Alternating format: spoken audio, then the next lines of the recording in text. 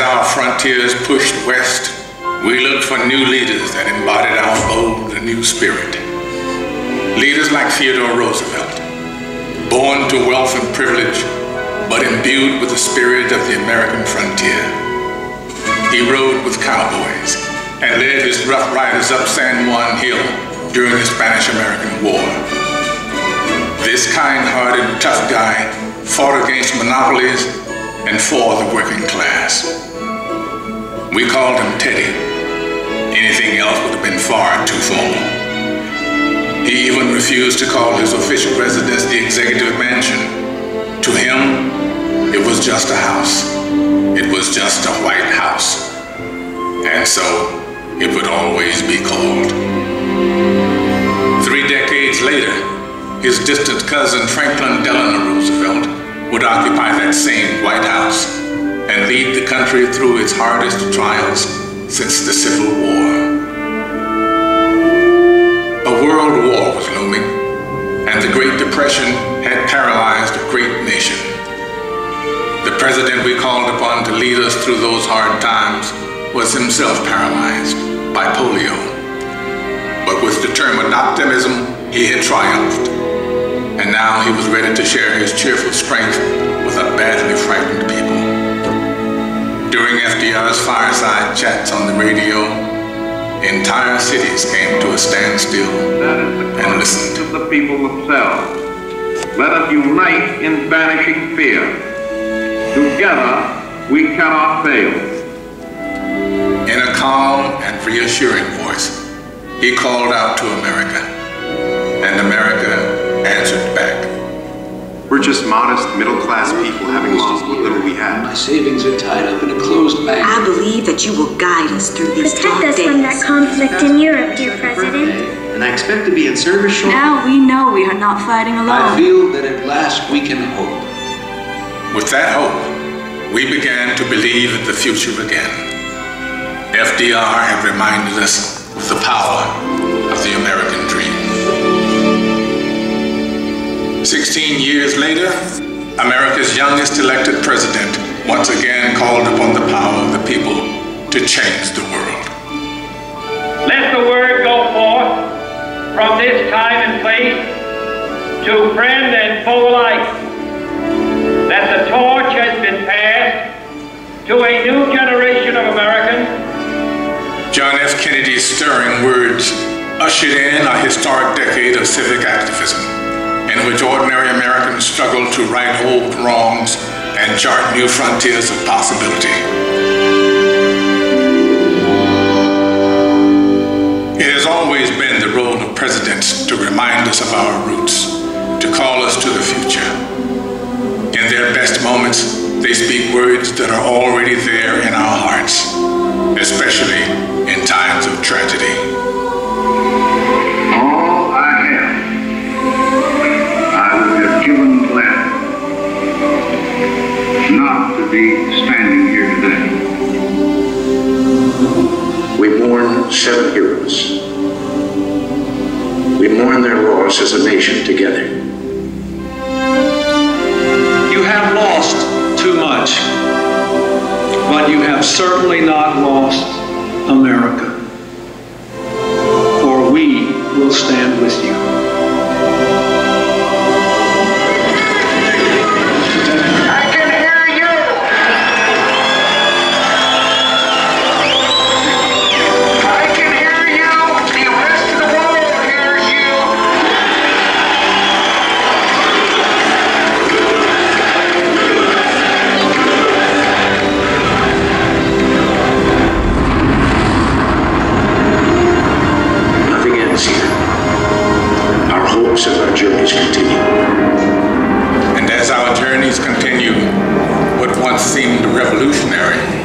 Seems profoundly simple, that we should choose our own leaders, that our hopes should be their hopes, our fears, their fears, our dreams, their dreams.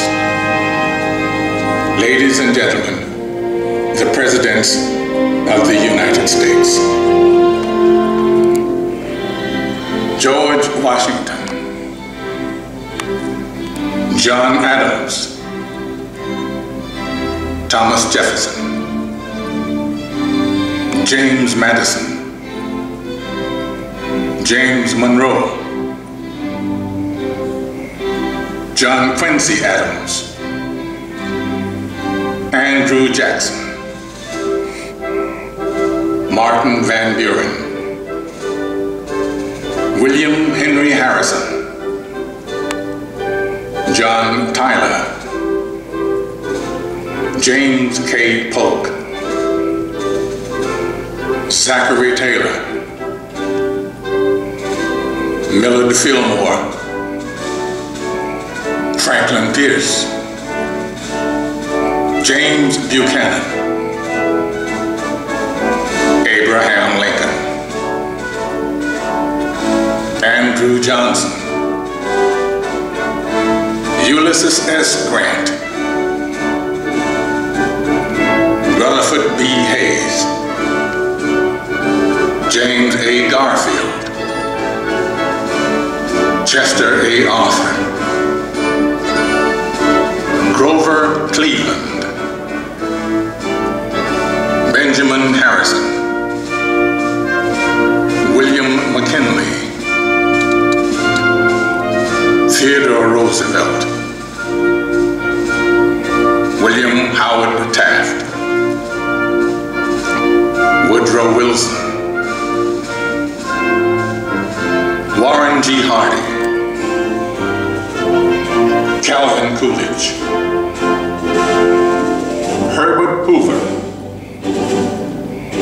Franklin D. Roosevelt, Harry S. Truman, Dwight D. Eisenhower, John F. Kennedy, Lyndon B. Johnson, Richard M. Nixon, Gerald R. Ford, Jimmy Carter, Ronald Reagan, George Bush, Bill Clinton, George W. Bush. And now we come to the present, a present that is rooted in our past. For all of liberty's leaders have one thing in common, one trust they all accepted. My fellow citizens, no event could have filled me with greater anxieties than that notification on the 14th day of April 1789 that you had selected me to lead our nation.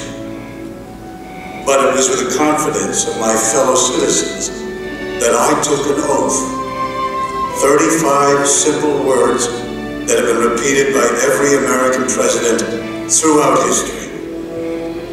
As long as that oath is taken and solemnly fulfilled, the American dream will endure. I, Barack Hussein Obama, do solemnly swear that I will faithfully execute the office of President of the United States and will, to the best of my ability, preserve, protect, and defend the Constitution of the United States, so help me God. Ladies and gentlemen, President Barack Obama. The American dream is as old as our founding, but as timeless as our hopes.